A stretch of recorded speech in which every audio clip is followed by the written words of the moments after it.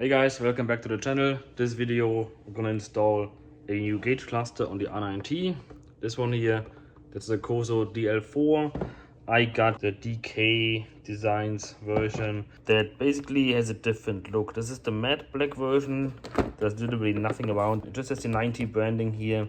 The gloss black one has all the stuff written on here. I don't want any of that. I want minimal. And the matte black will go better with the basket than the gloss black. Other than, of course, the speedo or instrument or clock, whatever you want to call it, that's in here. You got a temperature sensor. I'm going to install that. You have a connector housing, a blind plug. So when you look at it, it's just the clock and some wires. This, of course, goes to your temperature sensor here, and these you just cut them off. Of course not. These will go, of course, each in a specific slot into this connector. The blind plug also goes in there, and then you make yourself a connector. I have a pre-facelift model with this fantastically ugly clock here. Maybe some of you like it. I do not like it. Also because there was a windshield installed here, and the bracket for the windshield did up here on the plastic and scuffed it. I don't like the look of it. It's just pure plastic. I don't like the size of it. It doesn't fit into the concept. And I'm going to remove this thing and install this. And if you have a scrambler or something else, you already have a clock there. You already have that pot, that basket here, which I had to order. Let's not lose this. For this conversion, I had to order the basket. That is the newer design single clocks. So if you have a facelift Roadster with the dual instruments, that wouldn't work, but also you wouldn't want to do it because it looks a lot better anyway from factory. This is just a weird, it was a weird time when all scream blah blah blah. If this thing wasn't here, and I just move it closer together, yeah, that's exactly what I did for the facelift. It is what it is. I had to get a basket. I have to get this insert, of course. It's like a spacer. Have to get the little screw. In the instruction here that came with the clock, it said 0.9 Newton meter. I think the guys from PSD Custom said it's about 5 Newton meter. I'm going to check the manual and see, but it's not a lot. I'm going to put a dab of Loctite on here, but this is really not really much. Clock goes in here, screws goes in the back, screw here, screws into there. That's it. That's all that holds it in place. I believe for the wiring, you just loosen these little screws here all around. And then this entire thing should just disassemble. And you should have a connector in here. So this clock module just pulls off.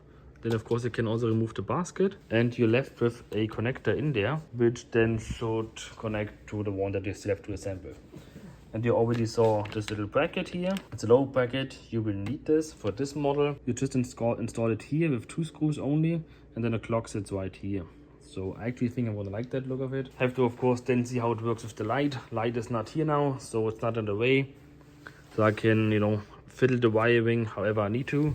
That's just to somewhat give an overview of what's gonna happen. And now I'm gonna go start work on it. All of these screws, I believe the short ones they came with the bracket. Short ones probably go through the bracket into the housing. And the longer ones go into the bike. Instruction-wise, it's not saying too much. The only useful thing is it tells you which pin goes where. So instruction-wise, you see you have the clock, the bracket, the basket, the screw. That is the OE holder for the single clock models. And also you have here your wire colors. And then the instruction where to put them. That's it. Before I start removing the old instrument cluster, I'm gonna assemble my connector first here. So I don't have to do it once this is on the bike. You literally just push it in, and I think then you lock it in place. First, of course, have to pull the entire wire through the little hole here. Because later on the connector won't go through. That's why it comes like this. So you can actually fit it through here. It's always easier said than done. You also want to be careful because they are quite finicky.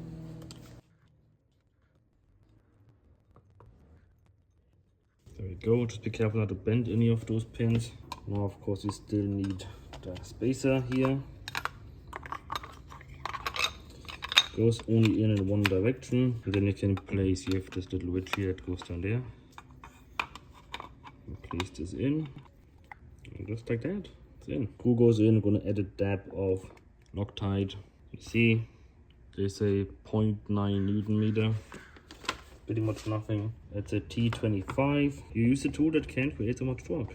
Just like this. You can feel it pulling in. If I tighten here, it pulls the instrument further in. Okay, this is enough. Don't want to go tighter than this. The rest is being held by the Loctite. So instrument is together. Now the pinions. 1, 2, 3, 4, 5, 6. Blind pin goes into number 6. Goes in this way.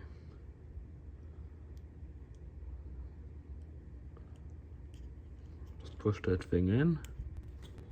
A little far, but can't go too far anyway. Just to seal it off. And now we have all the other pins. These are the numbers. That's it. It just associates the numbers to the location.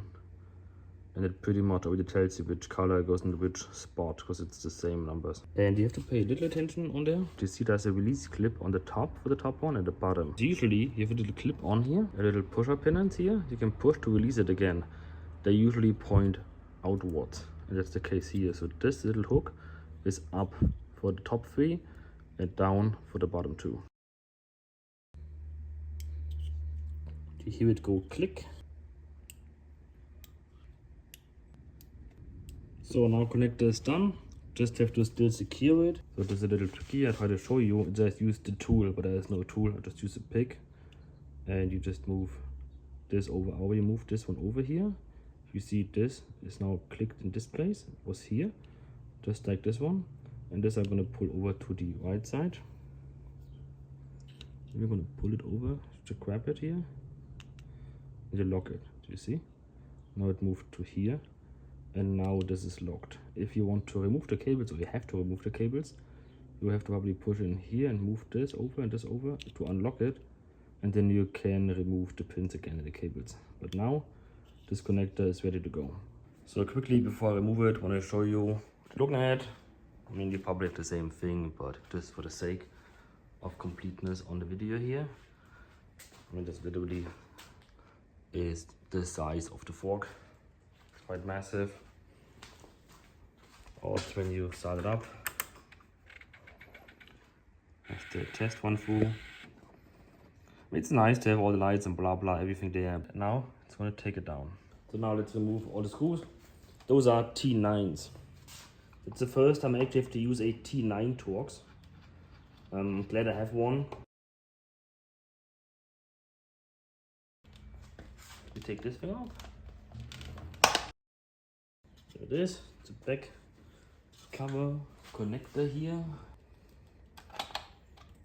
And then there are clips here. You see you have these clips here. That's the same as on the tail light. That's just to hold the pins through the rubber bushings. So just to move them, drop them. You just remove all 3 of them. Find the one you lost. Use it again. And now you can just take this thing out. So they say.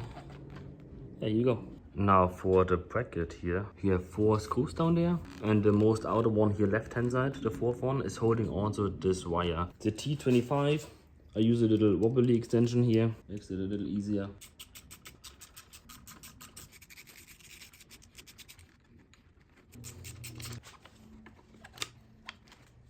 So you've seen the last screw here put up a little of a struggle, because you have to make some space here with the lines. Remove both clamps and you have all the space you need. So I've installed the bracket to the cluster already. It installs this way that the wiring shows the way. It shows in driving directions, so we can read it from the front once installed. Gonna add the screws here. The wire, of course, already passes through here, and I'm gonna work on that later. Added a dab of Loctite to it.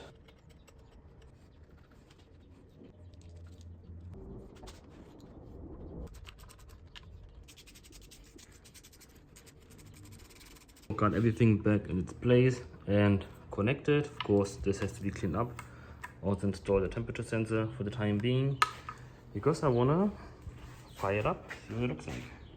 Of course, I leave this on until I make sure it actually works.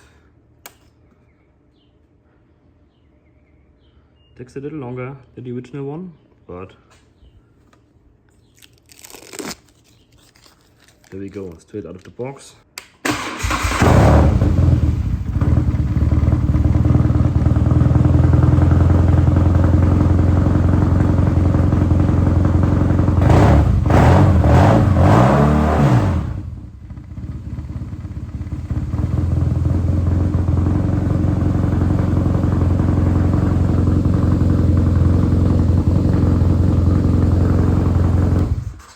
And yes, it also shows heated grips. So if you have that, you can still use that functionality. Honestly, this is a pretty quick installation, pretty straightforward.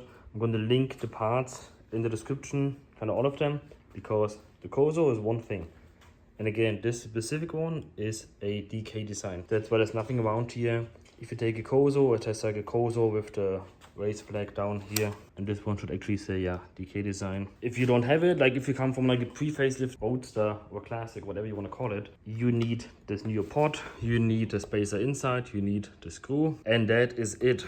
Then of course your Koso and the bracket. I'm going to link also the bracket because you will need that thing, and it fits quite nicely.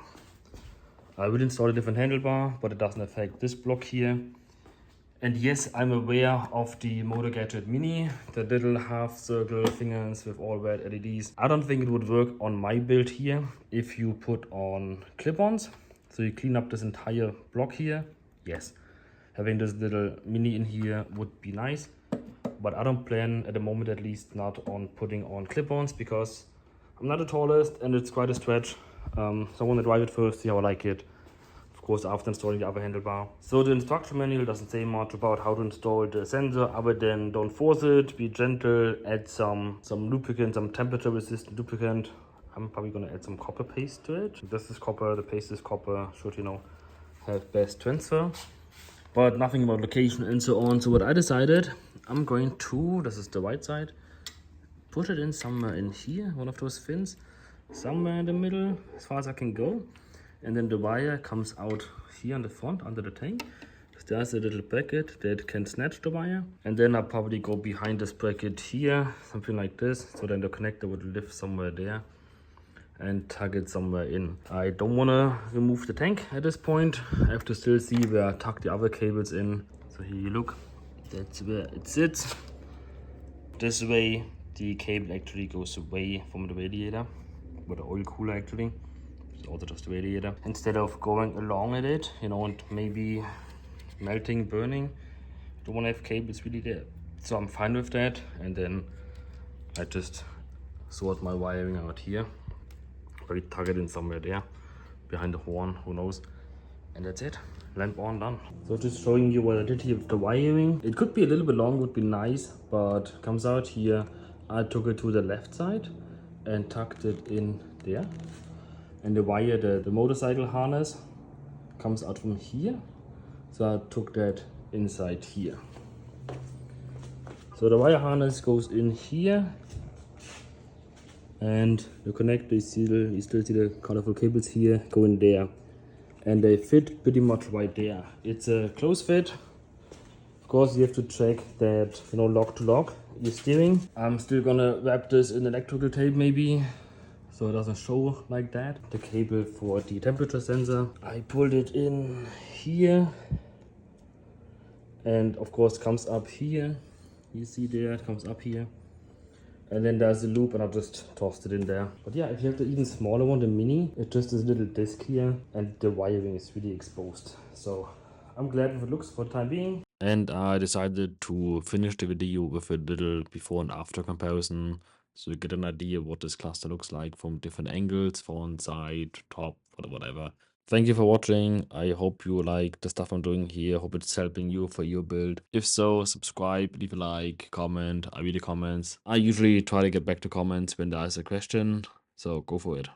I'm also aware that these handlebars look like ape hangers, even though it's the stock the OEM handlebars that the bike comes with. So that will be addressed in the next video. Oh, and yeah, that thing in the left corner, I'll get to that as soon as I have more time to edit some videos.